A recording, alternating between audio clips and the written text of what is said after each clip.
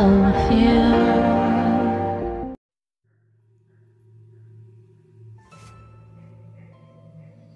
Objetos amaldiçoados. A seguir, você ouvirá histórias de objetos terrivelmente assustadores.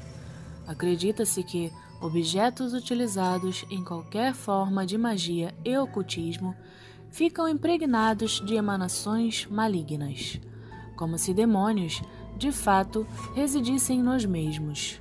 Objetos magicamente carregados são considerados como transmissores do poder da magia que representam e afetam aos que o tocam. A ideia é que objetos se tornam pontos de contato para demônios, que sempre estão procurando materializar-se através de alguma coisa e assim atormentar pessoas.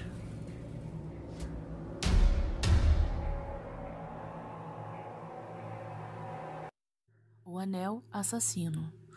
Rudolf Valentino, nascido em 1895 e morto em 1926, foi considerado um dos maiores astros do cinema mudo de Hollywood. Valentino morreu de úlcera perfurada com apenas 31 anos. Alguns põem a culpa de sua morte precoce em um anel que ele comprou de um joalheiro em 1920. O anel tinha uma joia chamada Olho de Tigre. A lenda diz que Valentino mostrou o anel a um amigo próximo, logo depois que comprou, e seu amigo disse que teve uma visão de Valentino morto e pálido. Independentemente do que seu amigo viu ou deixou de ver, as próximas grandes apresentações de Valentino foram fracassos em bilheteria, e ele morreu em torno de 6 anos. Mas Valentino não era a única vítima do anel. Sua amante, Pola Negri, ficou gravemente doente depois de usar o anel, tanto que sua carreira tinha de ser colocada em segundo plano por anos e nunca se recuperou totalmente. Ruth Colombo, o ator contratado para fazer o papel de Valentino no filme biográfico de sua vida, usava o anel e foi morto em um acidente por um tiro alguns dias depois. O gangster Joey Cassino comprou o anel e se recusou a usá-lo até que a maldição estivesse desaparecido. Depois de vários anos, ele finalmente colocou o anel e foi morto dentro de uma semana devido a um acidente de carro. A lista continua, mas desde a década de 1960, o paradeiro do anel permanece desconhecido. Beliches possuídas. O caso das camas de beliche assombradas era tão famoso que a história apareceu em um programa de TV de mistérios não resolvidos.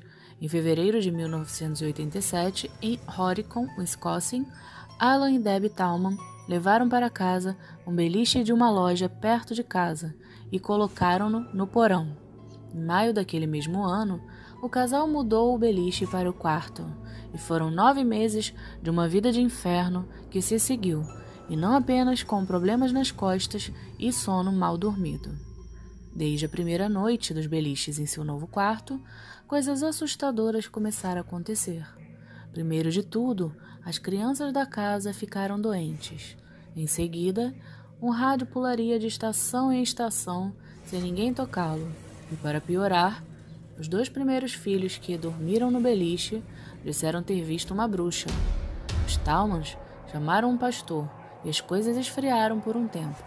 Mas quando Alan Tallman voltou para casa algumas semanas depois do Natal de 1988, ele ouviu uma voz dizendo-lhe para vir até aqui.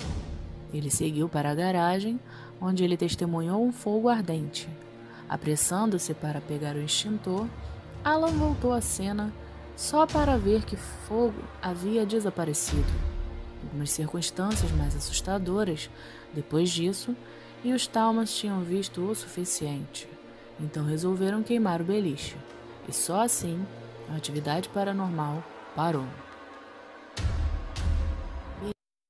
O espelho assombrado. A fazenda de Murta pode ser encontrada nos arredores de Baton Rouge, Louisiana. Ao longo dos anos, esta plantação, com 200 anos de idade e 10 hectares, serviu como uma casa de família, mas hoje em dia ela é um ponto de encontro para curiosos sobre eventos paranormais. Toda noite, às 3 da manhã, um total de 15 fantasmas saem para brincar. 4 desses fantasmas vêm de um trágico conto da família Woodruff e um jovem escravo chamado Chloe. Em 1817, Sarah Matilda herdou a fazenda de seu pai. Ela se mudou com o marido Clark Woodruff e seus 3 filhos. Clark decidiu trazer um de seus escravos com ele de sua própria casa, Chloe. Uma noite, quando Clark pegou Chloe espionando uma de suas conversas particulares, ele cortou sua orelha. Daquele dia em diante, Chloe usava um turbante verde para encobrir sua mutilação. Chloe, buscando reconquistar a confiança do seu dono para que ele não fosse enviado para trabalhar com muito esforço nos campos, traçou um plano. Ele fez um bolo de aniversário para a filha mais velha dos Woodruffs, enriquecido com folhas de uma planta venenosa encontrada na plantação. A família iria ficar doente e Chloe, sabendo o antídoto, seria a mão para dar-lhes a volta à saúde e, ao fazê-lo, voltaria a ganhar confiança do seu mestre. Ou esse era o plano, pelo menos. Na verdade, Chloe errou a dosagem e a esposa de Clark e os 2 de seus filhos morreram de envenenamento. Atormentado por suas ações, Chloe confessou e os outros escravos, que entraram em pânico, acreditando que iriam ser acusados de esconder o culpado, enforcaram Chloe e jogaram seu corpo sem vida no rio Mississippi. De acordo com a fábula, há uma velha tradição do Sul afirmando que, quando um membro da família morre, todos os espelhos da casa devem ser cobertos, de modo que a alma do morto vá para o outro mundo e não fique presa em um reflexo deste mundo. Como era norma, na noite dos envenenamentos trágicos, todos os espelhos da casa foram encobertos, exceto um. Além de testemunhar um fantasma de pele escura com um turbante na cabeça, os visitantes da casa também observaram um espelho ornamentado dentro da casa, onde as almas da mãe e das crianças supostamente estão presas. Alguns afirmam ver impressões de mãos, outros rostos das crianças, mas uma coisa é certa: não é o espelho que você gostaria de ter na sua casa. A caixa de Book. Os relatos sobre o objeto que mais colocou medo na história começou em 2001, quando um restaurador comprou a caixa em um bazar. A história conta que a caixa de Book pertencia à neta de um sobrevivente ao Holocausto e que, quando a garota passou o artefato para o restaurador, alertou-o para nunca abri-la. Para a garota, havia um espírito maligno do folclore judeu, o Book, que habitava dentro do objeto.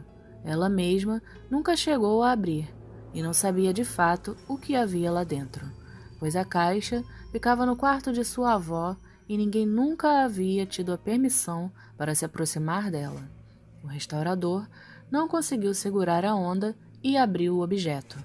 Nada aconteceu no momento da abertura. Ele apenas encontrou um centavo, uma mecha de cabelo castanho e outra de cabelo loiro, e um escrito Shalom em hebraico. Porém, apesar de nada ter acontecido no momento, coisas estranhas começaram a acontecer na casa do restaurador. Luzes acendendo, barulhos estranhos. Após isso, um homem passou a caixa para outro dono, que passou para outro e outro. Todos os donos da caixa afirmaram que, assim que receberam o objeto, experimentaram experiências ruins. Algumas casas foram incendiadas sem motivo aparente algum. Os donos se queixavam de pesadelos frequentes. Um cheiro de amônia muito forte e característico é sentido na caixa até hoje, mesmo ela tendo sido aberta há muitos anos atrás. A Cadeira da Morte. A maldição da cadeira começou em 1702, quando o assassino condenado à morte, Thomas Busby, rogou uma maldição no objeto. O último desejo do sentenciado à morte teria sido ir almoçar em seu restaurante preferido. Pedido esse que foi atendido. Após apreciar a satisfatória refeição, Thomas se levantou, apontou para a cadeira e disse, em voz alta: todos aqueles que sentassem naquela cadeira depois dele teriam a morte repentina como destino, assim como ele iria encarar há alguns minutos depois daquele almoço. Depois daquele dia, vários acontecimentos estranhos começaram a acontecer com as pessoas que se sentavam na cadeira. Algumas testemunhas do local afirmavam que quem se sentava na cadeira nunca mais retornava ao estabelecimento. A partir daí, a fama da cadeira começou a se espalhar.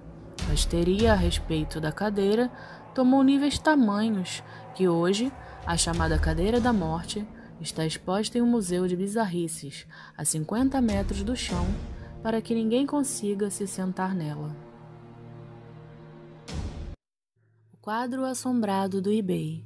O quadro, pintado em 1972, mostra um menino ao lado de uma boneca, os dois em frente a uma espécie de espelho, onde é possível ver mãos, sem donos, apoiadas. As histórias que rodeiam a pintura falam de pessoas que adquiriram o quadro e, quando iam observá-lo durante a noite, estava ausente de todos os personagens. Outras afirmam que sentiram fortes náuseas após observá-lo por um tempo, incluindo alguns casos até mesmo de histeria.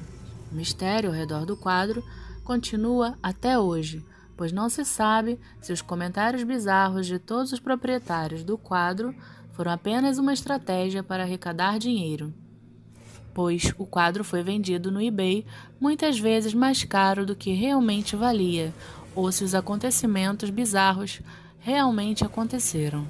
Porém, nada se pode afirmar a respeito, pois seu último dono e o curador do museu onde ele foi exposto morreram um ano depois de adquirirem o quadro.